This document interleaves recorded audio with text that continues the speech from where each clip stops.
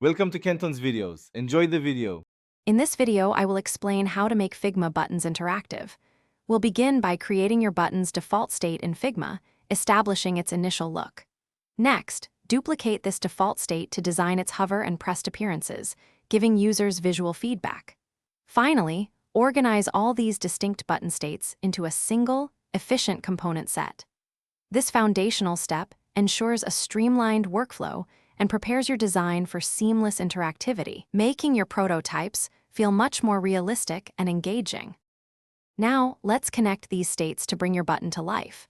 Switch over to prototype mode in Figma to define how your button will react. Drag a connection line from your default button state directly to its hover state. For this interaction, set the trigger to while hovering, ensuring a smooth visual change when a user's cursor passes over the button. This simple step adds a layer of responsiveness, enhancing the user's perception of interactivity. To add more depth, connect the hover state to the press state. You can use either on click for a single tap or while pressing for a continuous hold.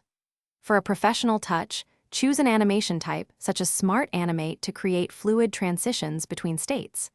Adjust the animation duration, perhaps to around 100 milliseconds, and experiment with easing options to achieve a polished and responsive user experience.